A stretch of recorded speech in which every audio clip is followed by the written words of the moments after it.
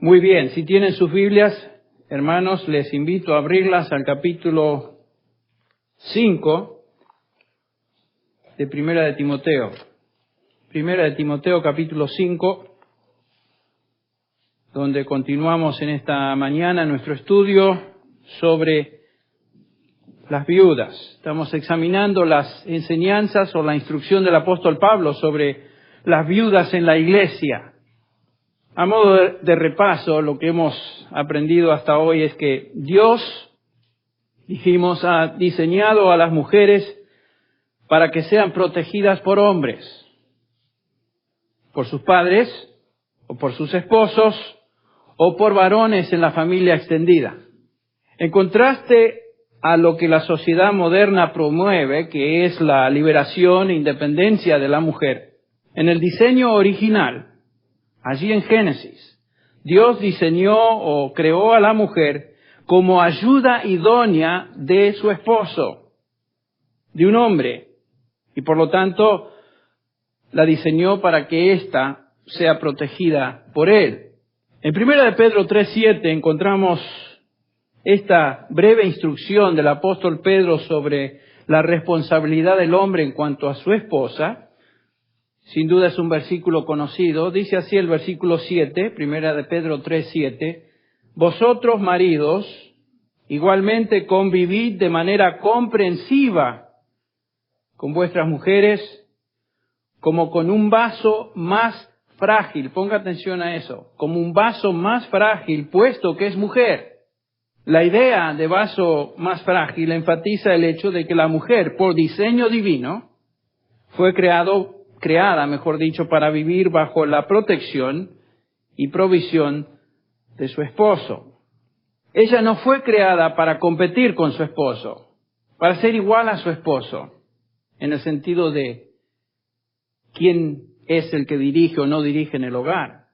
No fue creada, no fue hecha por Dios para mandar a su esposo, sino que, como dice el versículo 1 de este mismo pasaje, asimismo vosotras, mujeres, estad sujetas a vuestros maridos, es lo que dice Pedro. ¿Con qué tipo de conducta? El versículo 2, con una conducta que sea casta y respetuosa. Qué imagen tan distinta, ¿no es cierto?, de la mujer al perfil de la mujer moderna que el mundo ha creado, donde ella es independiente y es igual y compite y hace todo lo que cualquier hombre quiera o desee hacer. Lo reconozca o no, la mujer fue creada por Dios como vaso más frágil. Esas son palabras bíblicas. Y como tal, ella necesita la protección de un varón. En el caso de una viuda cristiana, que es lo que estamos estudiando en la examinación de este pasaje, quien ha perdido la protección de su marido, no hay varones en su familia que la puedan socorrer, entonces la iglesia en esos casos, dijimos, tiene la responsabilidad de proveer la protección y la provisión que esta mujer necesita. Este es el primer principio que encontramos en el versículo 3 del capítulo 5 de 1 de Timoteo, donde dice, honra a las viudas que en verdad son viudas. La iglesia tiene la responsabilidad de honrar. La palabra timao, que se traduce honrar, dijimos, se refiere a provisión o ayuda económica, ayuda emocional, ayuda espiritual, pero sin duda subrayando el apoyo económico que una mujer desprovista, desprotegida, necesita.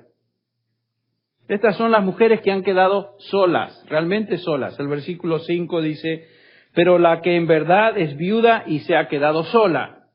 En segundo lugar, vimos que la iglesia también tiene la responsabilidad de evaluar a las viudas que en realidad lo son. Dijimos que la iglesia tiene que aplicar cierta discriminación en la ayuda que presta.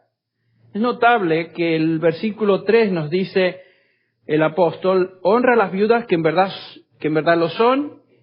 En el versículo 5 dice más, la que en verdad es viuda, y noten también en el versículo 16, si algún creyente o alguna creyente tiene viudas, que las mantenga y no que sea agravada la iglesia, a fin de que haya lo suficiente para las que en verdad son viudas. O O sea, Pablo subraya el hecho de que no toda persona sola, no toda mujer sola va a ser rescatada económicamente por la iglesia para que la iglesia no sea agravada. Porque la iglesia no está en condiciones de proveer ayuda económica a todas las mujeres. Sino que la iglesia, dijimos, es responsable por determinar, evaluar quiénes son aquellas hermanas que realmente necesitan esa ayuda. Y ya vimos los requisitos que aquí se nos mencionan en estos versículos. Los requisitos son, está sola, lo cual se define como alguien que quedó sin familia ni recurso alguno, no tiene a su esposo, no tiene hijos, no tiene descendientes, no tiene varones dentro de su parentela que la puedan ayudar. Dijimos también que es creyente en Cristo. El versículo 10 hace hincapié en eso, tiene testimonio de buenas obras. Es una mujer que ama al Señor, que es creyente. Y en tercer lugar dijimos que es una mujer piadosa. El versículo 5 nos dice, espera en Dios y es diligente en súplicas y oraciones noche y día. Es una mujer que tiene una comunión diaria con el Señor Jesús, con su Dios. Entonces, está sola, es creyente en Cristo, es una mujer piadosa. También vimos que Pablo hace un contraste en el versículo 6 a la persona, por ejemplo, a la mujer que definitivamente no puede ser sostenida. El versículo 6 dice que la que se entrega a los placeres viviendo está muerta. Está hablando de una mujer inconversa, una mujer que puede estar sola, pero es una mujer que no conoce al Señor y se ha entregado a una vida disipada. Bueno, a esa persona no es la persona que la iglesia pueda ayudar.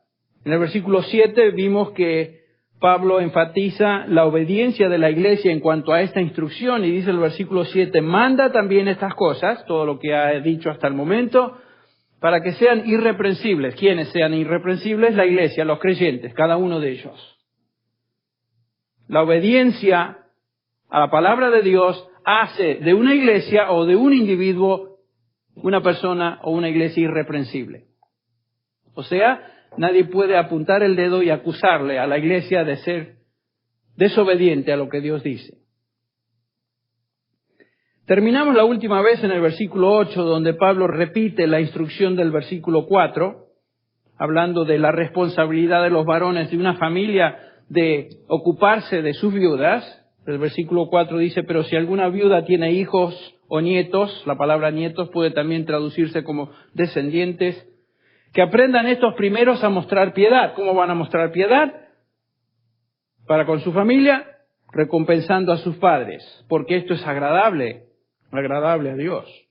El versículo 8 repite lo mismo desde otro ángulo, pero si alguno no provee para los suyos, y especialmente para los de su casa, ha negado la fe y es peor que un incrédulo.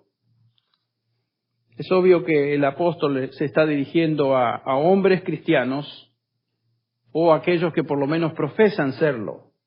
La responsabilidad de todo varón en una familia inmediata o extendida es, si hay necesidad, de sostener, apoyar a las mujeres en su jurisdicción familiar, por así decirlo.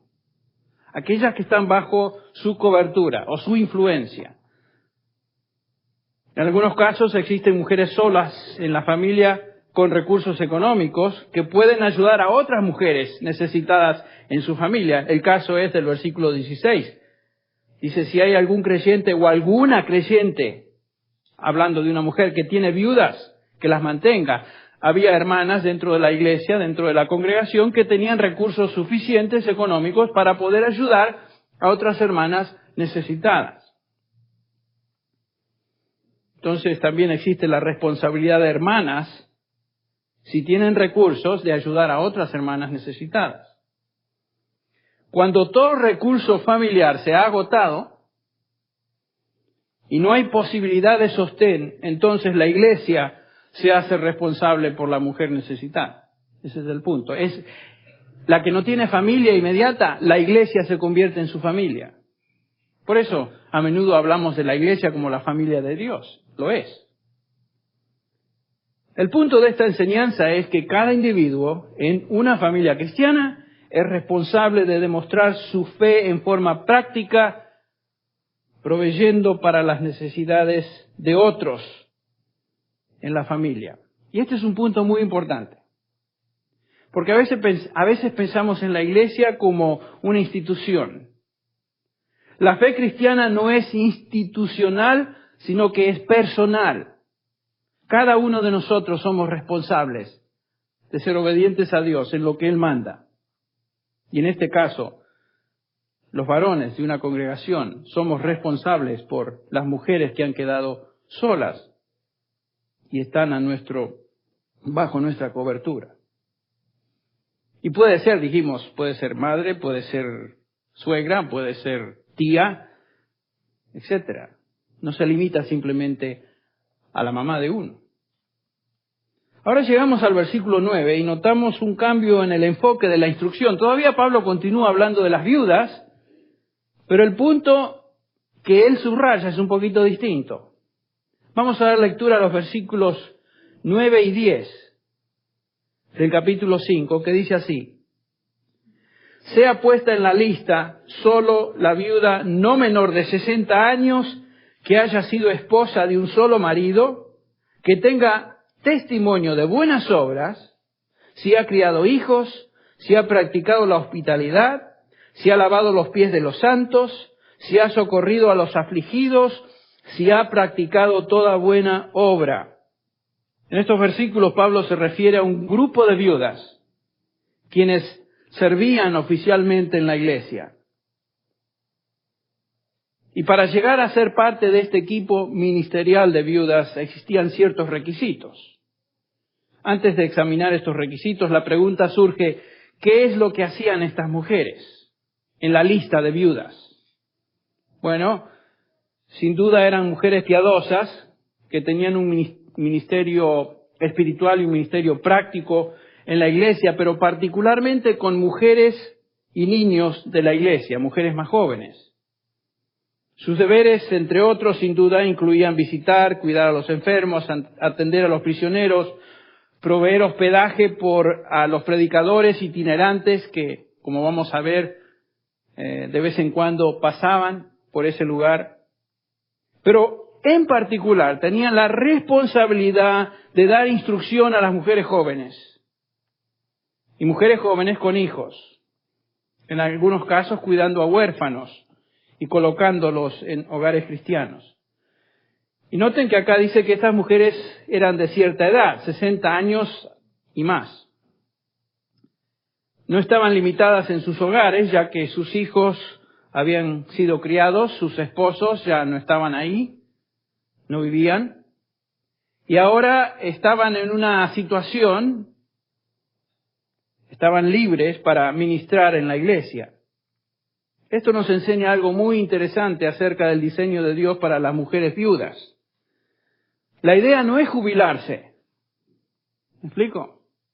La idea no es retirarse de todo tipo de actividad, sentarse frente a la tele ahí, mirar las novelas, leer revistas, leer el diario, pasear, tomarse la siesta, etc. Bueno, sin duda son actividades que la Biblia no prohíbe, pero la idea no es que una vez que uno ya no tiene responsabilidades en el hogar, se acabó lo que se daba, sino que hay necesidad de ministerio.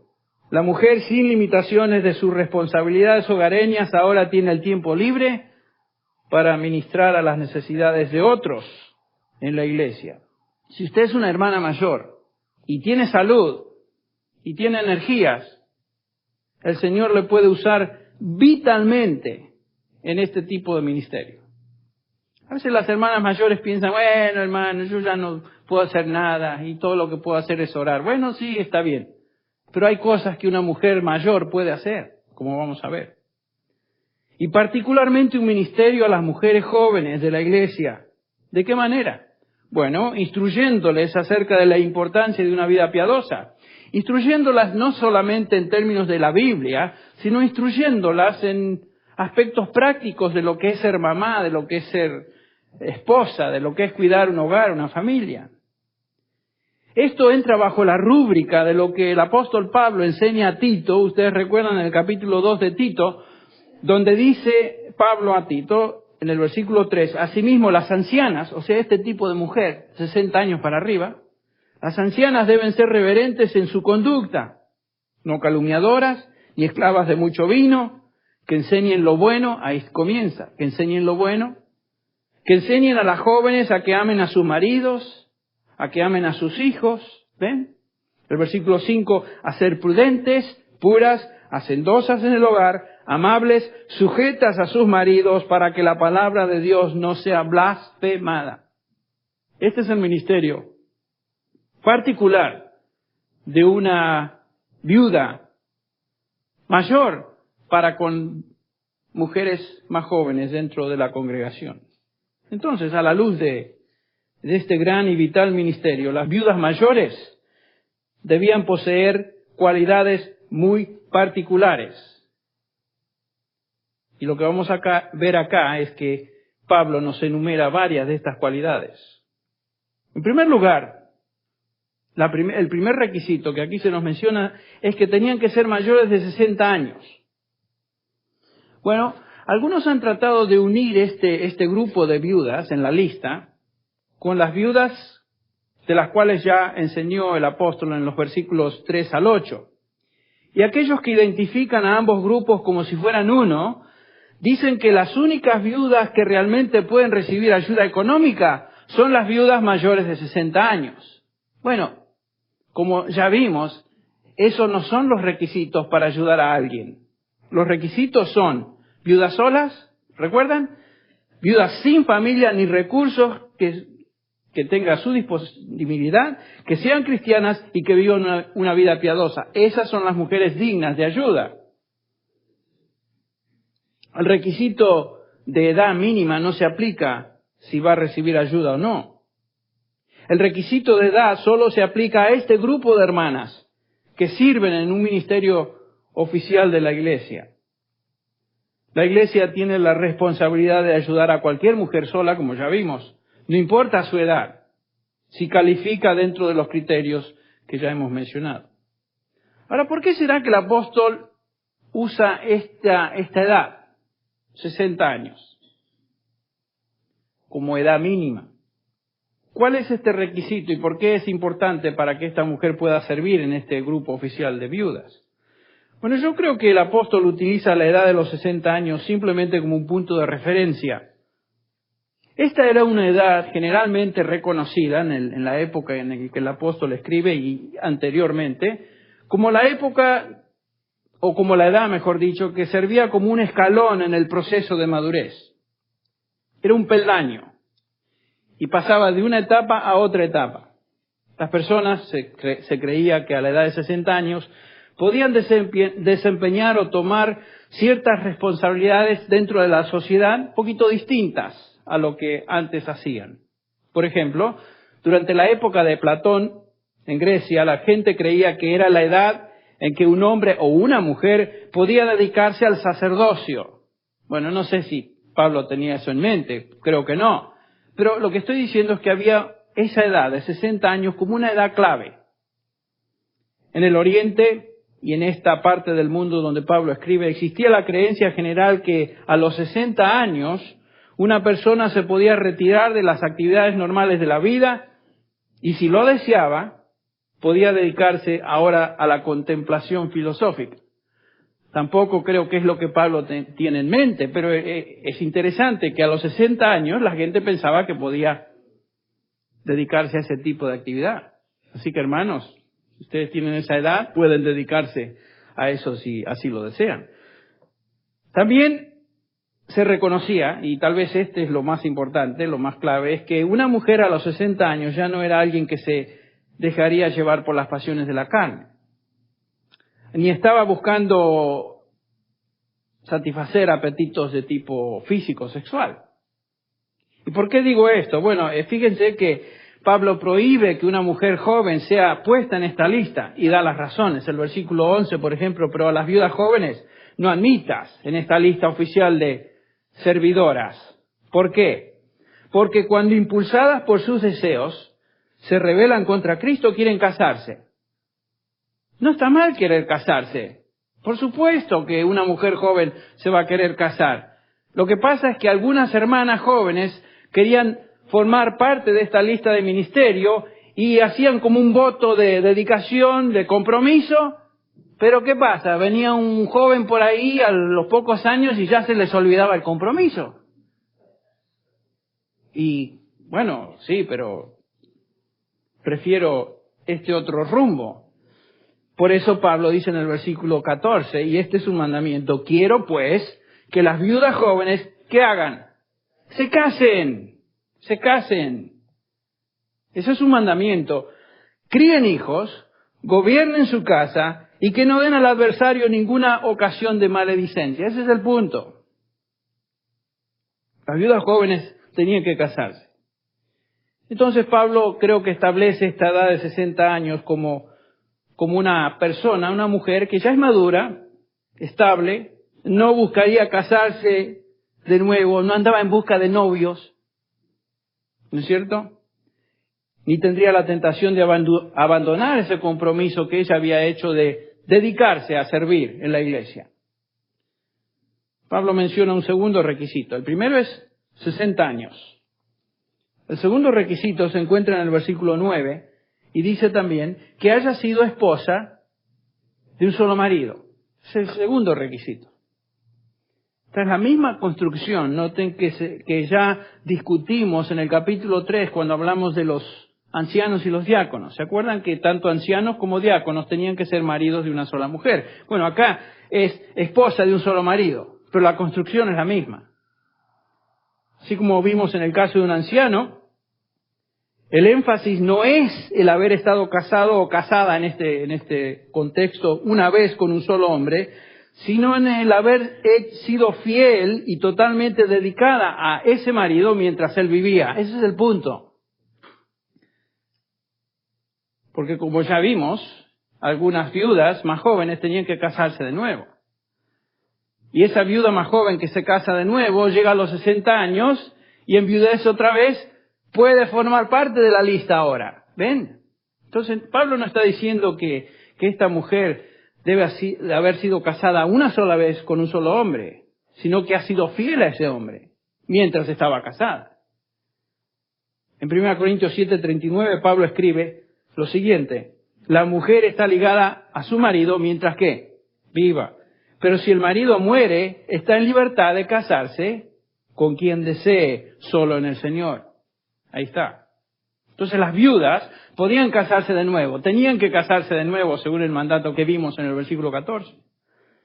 Entonces, a la luz de estas exhortaciones a viudas, podemos concluir que el apóstol no está diciendo que solo una viuda que se había casado una vez y tenido un solo marido puede servir en el grupo oficial de ministerio. El haber sido esposa de un solo marido tiene que ver con una actitud de fidelidad, devoción a un hombre durante su etapa de matrimonio. Esta mujer fue una mujer fiel a su esposo en su relación matrimonial, haya sido casada una vez o más. En el versículo 10 encontramos una tercera cualidad de estas viudas que podían ser colocadas en la lista ministerial. Y la cualidad que aquí vemos es una de excelente reputación. Dice el versículo 10, que tenga testimonio de buenas obras. Que tenga testimonio de buenas obras. Esta mujer, así como los ancianos y diáconos que ya estudiamos en el capítulo 3, tenía que ser irreprensible. Y dijimos que la definición de ser irreprensible era el hecho de que nadie podía apuntar el dedo y acusarla de algo en su vida pasada. La palabra buenas obras, kalos, se refiere a obras excelentes. Esta mujer tenía que gozar de un excelente testimonio, el cual se observaba, por supuesto, en sus buenas obras. Era una mujer piadosa, una mujer de excelente testimonio.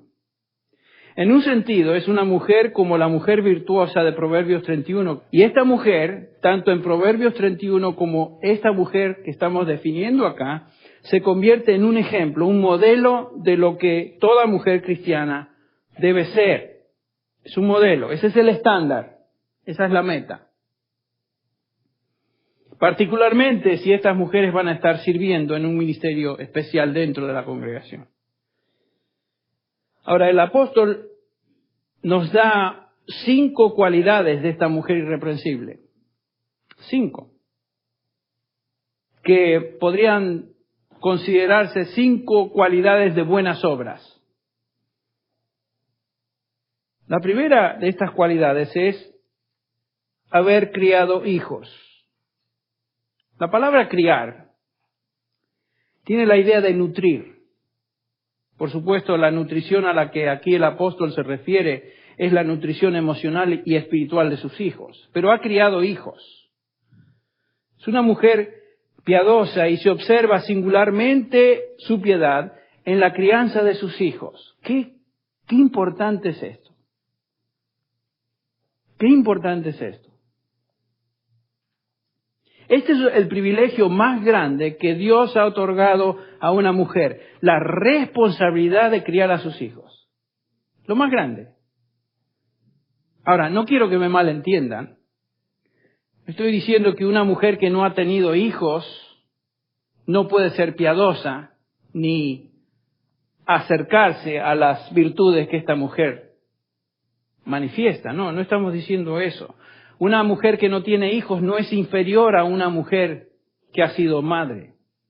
En su soberanía, Dios no concede hijos a toda mujer, ¿no es cierto? Hay mujeres casadas que no han tenido hijos, no han podido tener hijos.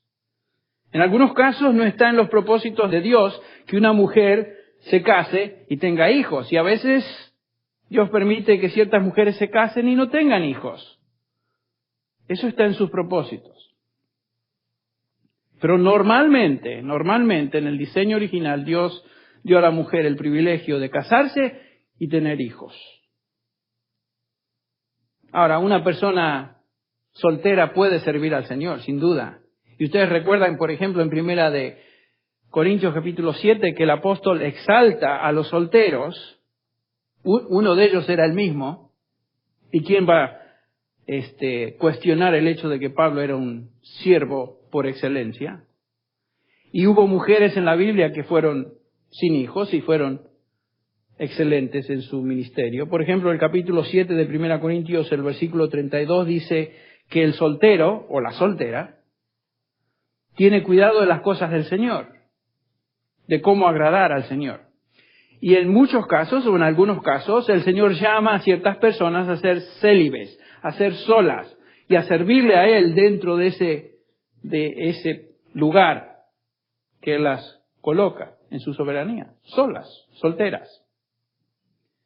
Lo que Pablo está enfatizando en esta virtud de criar hijos es que una mujer que ha criado hijos está en condiciones de ministrar a jóvenes con hijos. ¿Ven? Este requisito es básico porque el ministerio de las viudas incorporaba lo que leímos ya en Tito 2, que enseñen a las jóvenes a que amen a sus maridos y que amen a sus hijos. Entonces es un requisito básico. Si vas a enseñar a mujeres jóvenes acerca de cómo criar hijos, un requisito básico es haber tenido tus hijos y haberlos criado en el temor del Señor, por supuesto. Entonces, ese es el primer requisito. Pero hay un segundo requisito. Noten lo que dice el versículo 10 también. Ser hospitalaria. Ese es el requisito. Si ha mostrado hospitalidad a extraños, así como los ancianos del capítulo 3, el versículo 2, esta mujer tiene que caracterizarse por una actitud y práctica de hospedar a extraños. Qué interesante, ¿no es cierto?, que todos los requisitos que vimos o varios de ellos que vimos en los ancianos y en los diáconos, ahora se transfieren a esta lista de viudas en este equipo ministerial también. No era simplemente, cuando dice acá haber mostrado hospitalidad a extraños, no es simplemente abrir su casa a amigos y a parientes. No está hablando de eso. Todos podemos ser hospitalarios con amigos. Sino de servir como el lugar de hospedaje a personas creyentes, particularmente predicadores itinerantes que necesitaban un lugar donde hospedarse. En esos días ya vimos esto cuando estudiamos la idea o el concepto en este capítulo 3 de esta misma epístola, que no había muchos hoteles, no había Motel 6 ahí, en esa época. Había hostelerías, una de vez en cuando, y eran lugares peligrosos. No era un lugar donde uno podía enviar al pastor y siervo tal, Señor, ¿por qué no se va a hospedar a la hostelería esta? Y por lo general estas hostelerías tenían mala reputación. Eran lugares donde la gente iba a hacer cosas que un siervo de Dios no iba a hacer. ¿Me entienden? Entonces, un viajero, un creyente, dependía de la hospitalidad de otros creyentes cuando venía a cierta ciudad. Y estas mujeres tenían que tener la reputación entonces de personas que habían sido hospitalarias, habían abierto su casa, las puertas de su hogar, para recibir a siervos de Dios, sean conocidos o desconocidos, sean amigos o sean extraños, no importa. Particularmente extraños, dice acá, o sea, no conocidos. Pablo exalta a una mujer que había demostrado tal actitud en Romanos 16. Ustedes recuerdan Febe, donde Pablo la llama diaconisa. Febe la diaconisa, y diaconisa quiere decir ¿qué? Servidora. Posiblemente esta mujer fue una de estas servidoras o viudas, y era de la iglesia en Cencrea. Dice el versículo 2 de Romanos 16, esto es lo que Pablo pide a los creyentes en Roma, que la recibáis en el Señor de una manera digna de los santos y que la ayudéis en cualquier asunto en que ella necesite de vosotros. ¿Por qué? Aquí está. Porque ella también me ha ayudado a muchos y aún a mí mismo. ¿Ven? Es obvio que esta mujer, Febe, por amor de Cristo, había abierto su hogar muchas veces para proveer hospitalidad a siervos de Dios, inclusive al apóstol Pablo. Y Pablo dice, recíbanla, por favor. La hospitalidad es una práctica en el Nuevo Testamento muy, muy importante. Es una práctica cristiana. Es una característica cristiana el ser hospedador. Algunos de ustedes a menudo han abierto las puertas de sus hogares para recibir a siervos del Señor. Particularmente durante la semana esta que cada año celebramos de conferencias de pastores, muchos de ustedes han abierto sus hogares y han recibido a estos siervos del Señor. Bueno, esa es una cualidad cristiana y les animo a continuar cultivando eso. En marzo les voy a hablar más de esto. En tercer lugar, una viuda que servía en la iglesia tenía que caracterizarse por haber lavado los pies de los santos. Fíjense, haber lavado los pies de los santos. Bueno, esa no es una práctica que hoy tenemos. Pero ¿qué quiso decir Pablo con eso de lavar los pies? ¿A qué se refiere? Ya dijimos en otras ocasiones que esta era una tarea que se reservaba para un siervo, para un esclavo en la casa. Era realmente una tarea de esclavos. Uno de los deberes más humildes y bajos de un siervo en una casa era lavar los pies de los que venían de afuera. Y acuérdense que estamos hablando de una época donde no había cemento, no había veredas como las conocemos hoy, los caminos eran polvorientos, la gente andaba en sandalias, los tenis Nike todavía no existían. Así que la gente se embadurnaba, se empolvaba los pies. Y una de las prácticas de cortesía mínima era, cuando venía un visitante, ofrecerle ¿qué? Lavar los pies, por supuesto. Y prácticamente esta expresión de lavar los pies adquirió un sentido metafórico y se convirtió en el equivalente de proveer un servicio humilde a otra persona. Entonces, cuando Pablo dice haber lavado los pies de los santos, puede ser que esta mujer literalmente haya lavado los pies de algunos santos, pero como dijimos era una práctica reservada a los siervos, a los esclavos. Puede que lo haya hecho, pero se refería en particular a una actitud de servicio humilde a los santos. ¿Quiénes son los santos? Los creyentes. Esta viuda había prestado servicio a creyentes. Entonces, la característica de haber lavado los pies. Otra característica, la número 4 que vemos acá, la encontramos en esta expresión. Ha socorrido a los afligidos. Socorrido, eparqueo. Aparece solo aquí y en el versículo 16 que se traduce mantener o que las mantenga.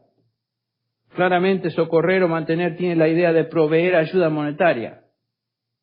Entonces esta mujer ha socorrido, ha provisto a las necesidades de aquellos que están afligidos.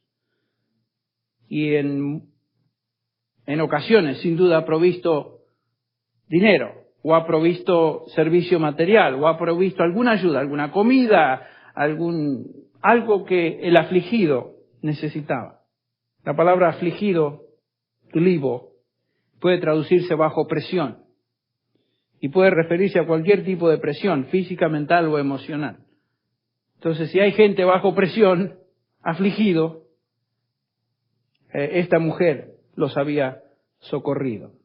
Era una mujer piadosa, siempre ha estado lista para sacar de apuros y socorrer dentro de sus posibilidades a aquellas personas que estaban afligidas, bajo presión mental, o emocional o económica. Ese es el punto. Finalmente, en quinto lugar, una mujer piadosa, una viuda que podía ser considerada para esta lista, tenía que practicar buenas obras, dice el versículo 10. Literalmente, se ha consagrado a toda buena obra. Se ha consagrado a toda buena obra. La vida de esta mujer ha sido una de consagración a todo tipo de obra buena a favor de otros. Y noten que se ha dedicado. Su ayuda no fue esporádica, no fue de vez en cuando, no fue cuando tenía ganas y cuando no tenía ganas era otra cosa. No fue con reservas, no fue egoísta, sino que se entregó, se consagró a servir a otros. Con sus habilidades, con sus talentos, con sus bienes, con su esfuerzo, con su oración, día y noche. Su vida tiene la distinción de haber servido a otros. Estas son las características que describen el carácter de una mujer que cuando llegue el momento está calificada para servir en la iglesia. Y por supuesto, como ya dije, estas características representan el estándar que toda mujer cristiana debe buscar, debe tratar de lograr y seguir en su vida. Estas características ilustran entonces el diseño de Dios para la mujer, en general, pero particularmente para aquellas que sirven dentro de la iglesia. Qué lindo, ¿no? Leí esta semana, y con esto vamos a concluir, una narración tan bonita que creo que tiene tanta aplicación a lo que estamos hablando acá de una mujer virtuosa. El famoso predicador escocés Ian McLaren, sin duda algunos han leído material o escritos de él, se encontraba visitando a una viuda de su iglesia.